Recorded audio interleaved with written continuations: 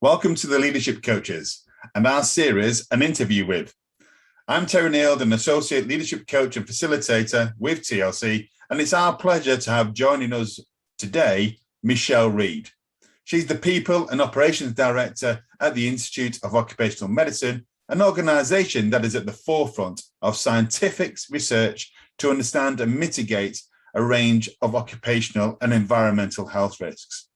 Our question for Michelle today is, what are the 3 tips we can learn from the Institute of Occupational Medicine about leadership? So my top 3 tips are closely interlinked, but they're very much around providing focus for leaders, and they come from the journey that we've had in the last 4 years since I've joined the organisation, and during that time we've been through quite a big transformational change in a lot of areas. But my 3 top tips would be, first of all, providing clarity of purpose. So why is the organisation there? What does it exist to do? And then linked directly to that is clarity and accessibility of the strategic aims and outcomes expected. Because people will, if they are very much aware of the purpose of the organisation and where they fit, then their efforts will be extraordinary. And if they understand what the strategic aims are and are able to see clearly how their effort is translated into that strategic journey, then again, it's very clear and they get on with it. They're more motivated, and actually you will get more from them. From their perspective, they will be much more engaged, they'll be much more satisfied. You'll notice that I don't say happy, because, you know, let's be real, not every single day in work is happy. It's actually about the feeling like your efforts are valued and they have purpose, and that's the most important thing, I would say, in my experience and my opinion. So that would be top tip number 1, and I would use any means possible for those things. So there's no silver bullet. So my second top tip, linked directly to the first one, is communicate.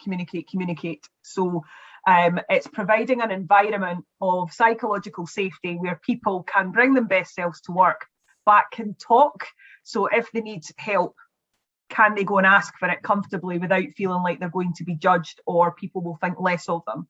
If they've got an idea, do they know where to go, or can they confidently express it, even if it's not going to be adapted by the organisation, actually bringing it forward and being able to do so. And then again, ensuring that as a leader, you communicate. Because if you think you've communicated enough, then essentially you should multiply that by 10 and maybe you'll get somewhere close. But communication is not just about something on an intranet or a telephone call or an email. It's a mix and a blended approach, because everybody learns and hears things differently. So it's about knowing what communication channels are available for you and your people, and promoting them as much as possible for people to use. So creating that psychological safety is really important. Mm-hmm. And then lastly, and again linked to the other 2, is staying connected with your people. So as a leader, you are setting the direction for the organisation, and you're setting the objectives for what they're doing, but you're also enabling people to do the stuff that needs done. So if you're not connected with those people who's doing the stuff that needs to get done, then your direction might be disaligned. You might not understand any other ideas or suggestions.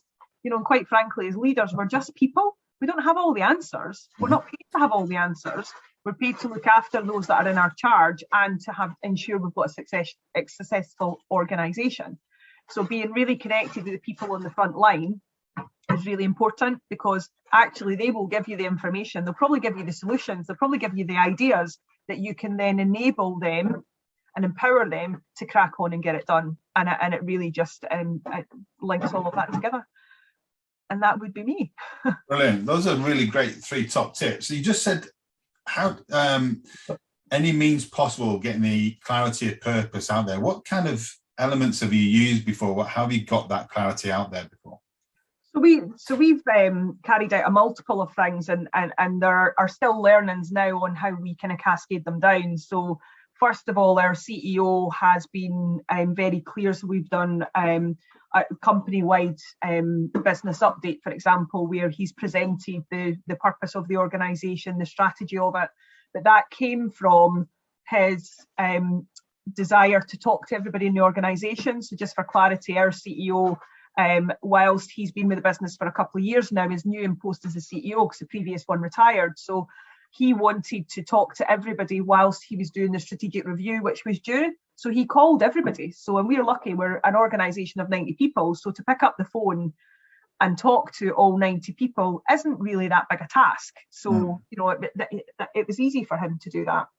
There was also a few kind of focus groups around floating some ideas or thoughts, or actually just checking some of the ideas or the opinions that had come out of those discussions with some of the heads of and other people in the organisation. So, you know, just gathering the information, assessing it, assimilating it and simplifying it was done beforehand.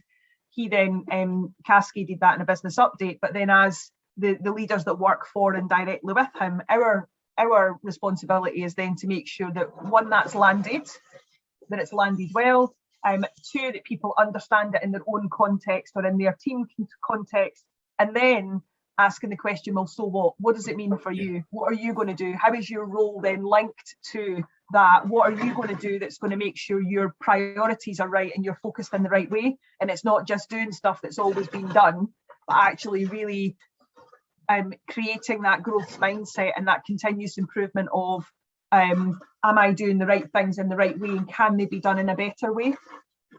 Yeah, and I can see how that really links really nicely with the other two top tips that you had, is that communication, making sure that they understand it, creating that psychological safety around the sense of purpose and understanding their worth around that. And then also, actually, this is your purpose. This is not our purpose. This is not the boss is seeing you. This is your purpose. This is how you go into it, and creating that opportunity to ask the questions and getting curious about how you're going to implement this yourself.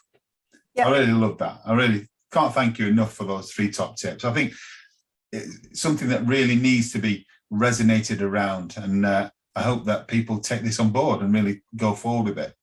Yeah, and I mean, the good thing that we have seen is that, you know, if we're not getting it right, what's quite nice is that people are telling us this.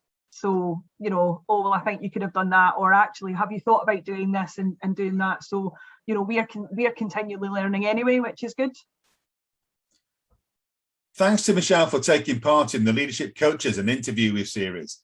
Today, we have covered some key insights in leadership to find out how the Leadership Coaches can help you develop your leaders.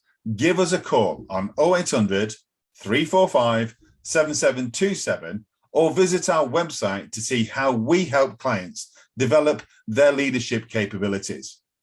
Goodbye.